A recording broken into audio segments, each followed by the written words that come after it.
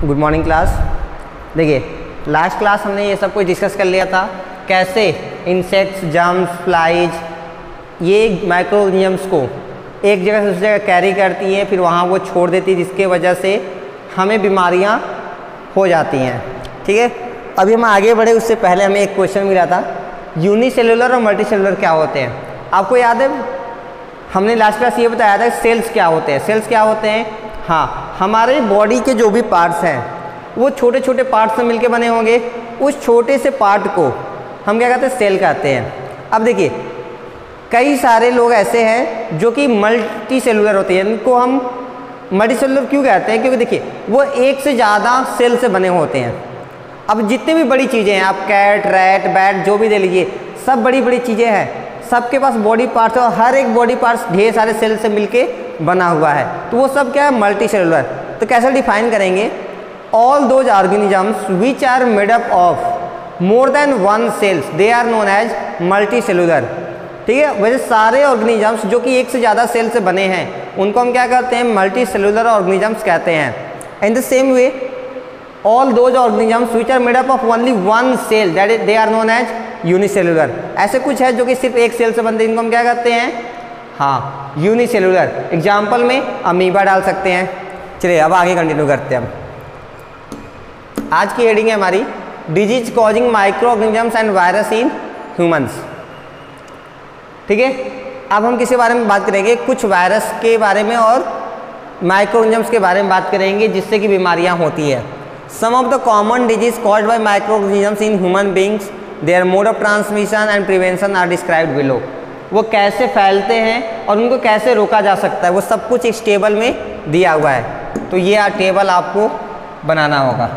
सही है, चलिए देखिए पहला डिजीज का कॉलम है, यानी कि इस कॉलम में सिर्फ और सिर्फ क्या लिखी हुई हैं? बीमारियों के नाम। दूसरा कॉजेटिव माइक्रो ऑर्गेनिजम्स, किस माइक्रो ऑर्गेनिज्म की वजह से होता है ये मेंशन है। तीसरा ट्रांसमिशन, वो कैसे फैलता है।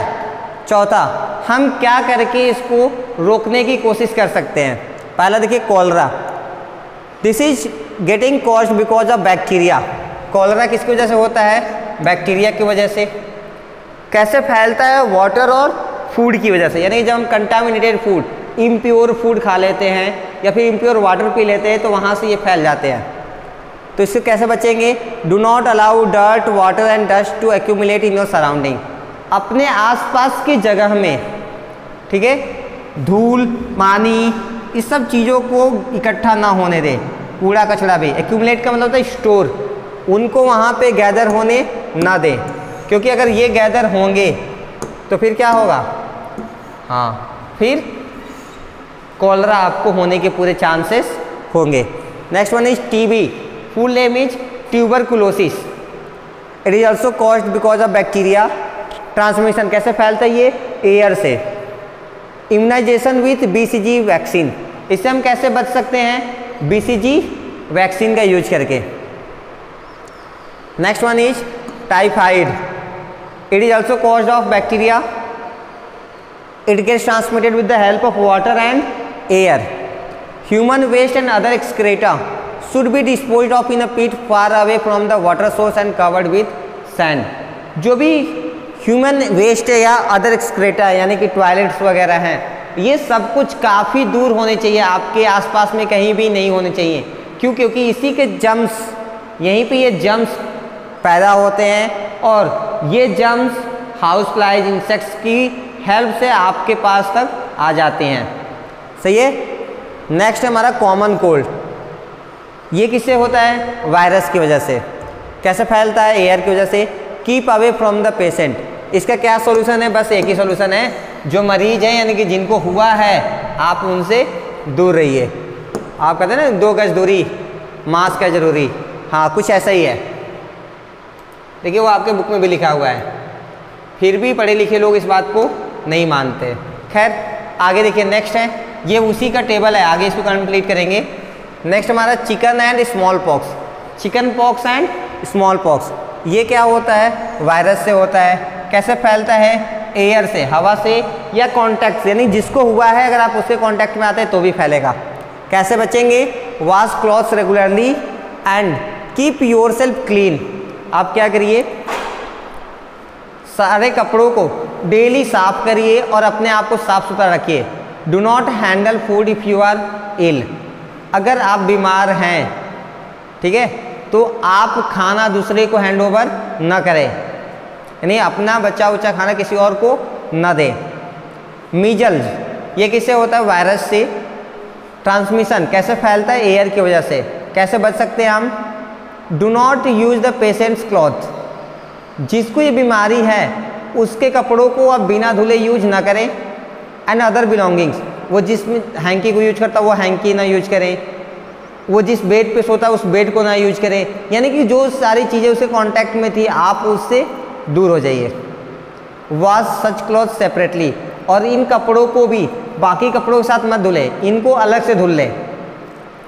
Next one is polio. This is also caused of virus. Transmission air and water.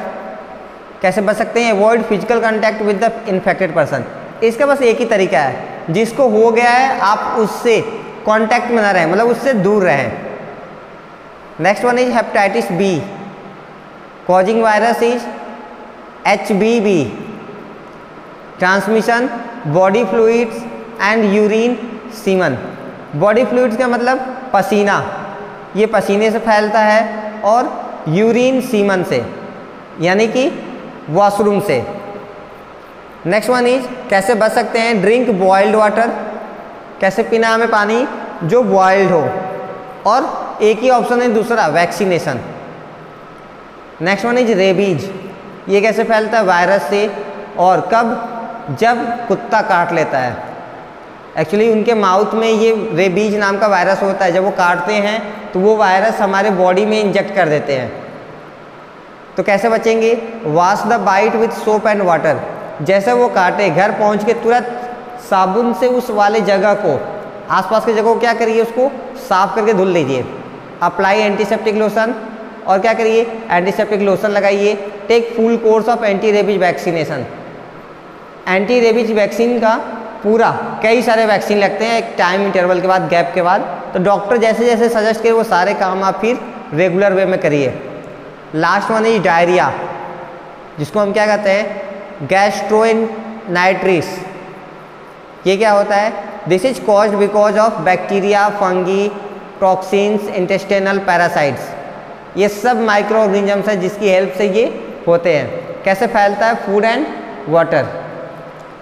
इससे कैसे बचा जा सकता है? Keep the food covered. जो फूड है आप उसको क्या करिए? कवर करके रखिए। Wash your hands before taking your meals and after going to toilet. अपना खाना खाने से पहले हाथ धुलिए, वॉशरूम से जब आइए तब भी हाथ धुलिए, और ड्रिंक क्लीन वाटर, और सिर्फ साफ पानी ही पीजिए। आज के लिए इतना ही, बाकी नेक्स्ट क्लास में। Thank you so much.